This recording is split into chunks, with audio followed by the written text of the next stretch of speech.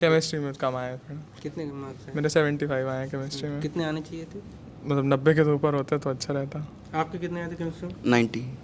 आप उनको किस टिप्स देना चाहोगे? बताओ। लग रहा था 99.8 के तो ऊपर आनी चाहिए थी, पर जो अलग खुजा लो पहले।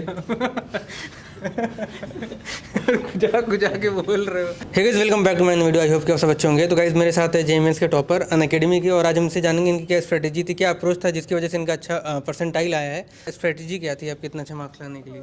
स्ट्रैटेजी तो वही टीचर्स वगैरह जो बताते थे उनकी बातें सुनो, और मतलब जो भी उन्होंने होमवर्क वगैरह दिया उसको टाइमली कंप्लीट करो, और मॉक्स जो दिए हैं उनको एनालाइज ढंग से करो। टेस्ट और मॉक टेस्ट का कितना इंपॉर्टेंट रोल रहा है? सबसे ज़्यादा इम्पोर्टेंस टेस्ट और मॉक टेस्ट का ही रहता है। मॉक टेस्ट देने के बाद पता चलता है कि क्या कमी रह गई थी, फिर उसका एनालिसिस करते हैं तो अगली बार फिर मार्क्स बढ़ता है। बिना मॉक टेस्ट का आपको पता ही नहीं चल पाएगा कि आपकी प्रिपरेशन में कमी क्या रही थी, तो आपके मार्क्स में इंप्रूवमेंट नहीं दिख सकता है बिना मॉक टेस्ट का। आप पहली बार दिए थे ड्रॉपर हो? ड्रॉपर हूँ। पिछली बार कितने मार्क्स आए थे आपके? पिछली बार 210 मार्क्स आए थे और परसेंटाइल थी 99.5। इस साल 260 मार्क्स आए हैं और परसेंटाइल है 99.85। आप बताओ कैसे इम्प्रूवमेंट कैसे किया आपने सब्जेक्ट वाइज? फिज़िक्स में तो लास्ट ईयर भी मेरे मार्क्स अच्छे थे। इस ईयर भी फिज़िक्स की तो ज़्यादा प्रॉब्लम नहीं थी। सबसे ज़्यादा इंप्रूवमेंट मैथ्स में हुई है। लास्ट ईयर प्रैक्टिस में कमी थी, तो इस साल मैंने पास्ट ईयर जितने भी पेपर्स थे उन सबको वापस से सॉल्व किया, तो सबसे मेजर इंप्रूवमेंट उसी से हुआ था। पास्ट ईयर पेपर्स को PYQ से। फिर क्या स्ट्रेटेजी रही? मेरा स्ट्रेटजी वही जो टीचर्स ने गाइड किया वही करना, और कंटिन्यू क्लासेस करना, और मॉक टेस्ट था, एनालिसिस करना। सबसे इंपॉर्टेंट रोल आपकी जर्नी में किस चीज़ का था? मिस्टेक्स का ही था, क्योंकि हमें लगता है हम जैसे गलतियाँ करते हो हमें लगता है हमारी सिली मिस्टेक्स, बट एक्चुअली वो हमारी मिस्टेक होती है, ना कि सिली मिस्टेक्स होती हैं। आप बताओ आपकी क्या स्ट्रेटेजी थी? PYQ पे फोकस था मेनली सर, और मॉक पेपर देने में। अच्छा, आपको मार्क्स और परसेंटाइल पे सेटिस्फाइड नहीं हो आप, जैसा मुझे पता चला, उस पर क्या कहना चाहोगे आप? उस पर NTA को इस पर सुधार करना चाहिए। और मैथ कैसा था आपका?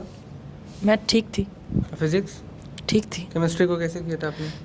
NCERT पे ज़्यादा फोकस था केमिस्ट्री में सर। और कोचिंग का कितना रोल था आपकी जर्नी में? कोचिंग का बहुत रोल था। सबसे ज़्यादा किस टीचर का ज़्यादा सपोर्ट था? मोहित भार्गव सर का। और मेरा 27 को था शिफ्ट 1 में।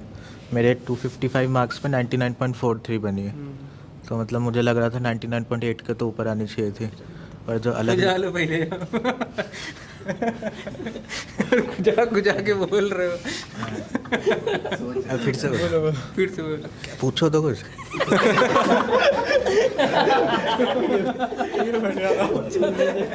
जो पूछे था वही बताना। हाँ, आपकी क्या स्ट्रेटेजी थी? बस ये प्रीवियस ईयर क्वेश्चन करने थे अनअकैडमी के, जो भी मॉक टेस्ट होते थे उसको अच्छे से देना था बस, और कुछ नहीं। ये गुस्सा हो गए। आपका डेली रूटीन कैसा था? डेली रूटीन यही था कि सुबह उठ के हमारी 6:30 बजे कोचिंग होती थी, तो कोचिंग जाओ और फिर आकर के थोड़ा रेस्ट कर लो, और उसके बाद अपनी सेल्फ स्टडी करो। कितने आवर्स आप सेल्फ स्टडी करते थे? ज़्यादा नहीं करता था, जस्ट 8 to 9 आवर्स। और किस सब्जेक्ट में आपको ज़्यादा वीक था आपका, और कैसे स्ट्रॉन्ग किया? मेरा मैथ्स मतलब काफ़ी वीक था, और बाद में सब कुछ ट्राई करने के बाद मुझे ये एनालिसिस हुआ कि सिर्फ PYQs और ओनली मेंस के PYQs अगर कर लिया जाए तो बहुत सुधार हो जाती है, क्योंकि मैं एक वक्त पे बहुत मैथ्स में नीचे था, एंड नाउ मैं बहुत सेटिस्फाइड हूँ अपने स्कोर से। पिछले साल आपके कितने मार्क्स आए थे? लास्ट ईयर मेरा मैथ्स में था 29, और इस साल मेरा है 65। मतलब जस्ट डबल हुआ। तो इसको इम्प्रूव करने के लिए आपको टीचर्स का कितना रोल था? टीचर्स का बहुत रोल था, उन्होंने हर एक चीज़ अच्छे से एक्सप्लेन किया।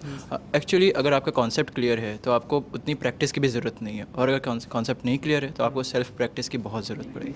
अच्छा, आप लोग सिर्फ दिन भर पढ़ाई करते थे, फिर और भी कुछ? नहीं, दिन भर सिर्फ पढ़ाई नहीं करता था मैं। संडे का रूटीन थोड़ा अलग था, क्रिकेट भी खेलता था, थोड़ा पार्टीज़ भी करते थे दोस्तों के साथ। में क्या करते थे? पार्टीज करते थे? जस्ट डांस एंड ईटिंग, मतलब एक ऐसे लोग मिथ बनाते हैं यार कि जो टॉपर्स होते हैं वो सिर्फ पढ़ते हैं। टॉपर्स वो नहीं होते जो दिन भर पढ़ते हैं, टॉपर्स वो होते हैं जो मज़े के साथ पढ़ते हैं, तो आपको पढ़ाई में मज़ा। अच्छा, आपको क्या लगता है हार्ड वर्क और स्मार्ट वर्क में किसकी ज़्यादा प्रायोरिटी दोगे, या फिर दोनों का मिक्सअप अच्छा? एक्चुअली हार्ड वर्क और स्मार्ट वर्क करके कुछ होता नहीं है। अगर आपको अपने काम में मज़ा आ रहा है that becomes a smart work, और आपको मज़ा नहीं आ रहा है तो that becomes a hard work. यार ये तो बहुत तगड़ा पॉइंट बोला यार, मैंने पहली बार सुना है। ये तो लोगों से यही सुनता है कि hard work plus smart work. कुछ नहीं होता, वर्क होता है, हार्ड स्मार्ट कुछ नहीं होता। आपको मज़ा आना चाहिए। इसको स्ट्रॉन्ग करने के लिए क्या किया आपने?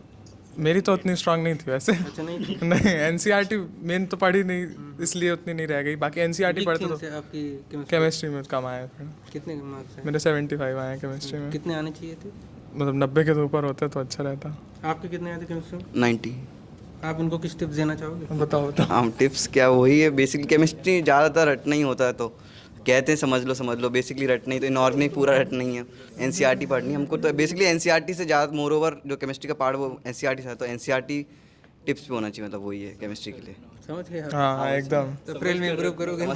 अरे अप्रैल तो मैं एडवांस में करूँगा सीधा। अच्छा एडवांस में करोगे। एडवांस के लिए क्या प्रिपरेशन कर रहे हो? एडवांस के लिए वही PYQs जो मतलब होते हैं, मैथ्स के लिए बेसिकली PYQs लगते हैं। अच्छा आपका ड्रीम कॉलेज कौन सा है? जो मिल जाए, टॉप 7 है वैसे तो। अच्छा और आपका? वही टॉप 7। कोई मतलब ऐसा नहीं कि कुछ सोच के रखा हो कोई कॉलेज? नहीं, टॉप 7 में कोई भी चलेगा। आपका एम क्या है 10 बनने के बाद? तो सोचा नहीं है अभी।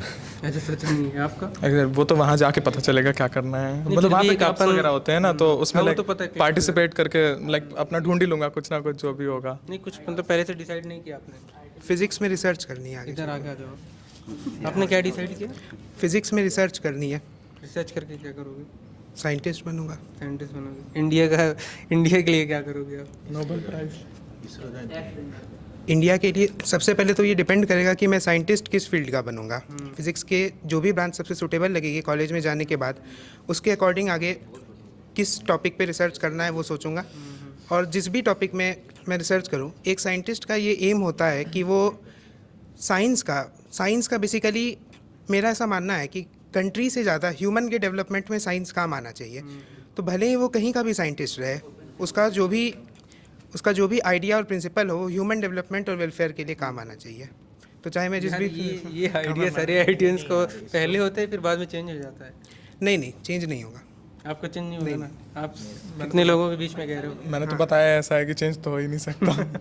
आपका एडवांस को लेकर क्या पॉइंट ऑफ व्यू? मेरा एडवांस का पॉइंट ऑफ व्यू ये है कि आपके क्वेश्चंस कम रहते हैं, तो advance is easier than mains, क्योंकि आपको मेंस में ज़्यादा क्वेश्चंस करना होता है। लाइक आप नॉलेज तो इकट्ठा कर सकते हो, लेकिन आप एग्ज़ाम के वक्त क्या परफॉर्मेंस दे रहे हो वो ज़्यादा मैटर करते हैं। मेंस के वक्त भी आपके एडवांस की प्रिपरेशन जिनकी हो जाती है उनकी हो ही जाती है, तो लेकिन अगर आप परफॉर्मेंस नहीं करते हो तो मेंस उस टाइप से आपको डिफ़िकल्ट पड़ जाता है। लेकिन एडवांस में आपको कम क्वेश्चंस करने रहते हैं, इसलिए एडवांस में परफॉर्म करना ज़्यादा ईजी होता है। और वहाँ पे सिर्फ कंसेप्चुअल क्वेश्चंस आते हैं, कोई भी रबिश क्वेश्चन नहीं आता है। दैट्स वाई एडवांस में आपको अगर फोकस क्लियर है तो एडवांस आप ज़्यादा अच्छा परफॉर्म कर सकते हो। अरे बोलो ना यार। Ali blog subscribe. Let's crack it. Let's crack it, let's दबाएंगे बटन।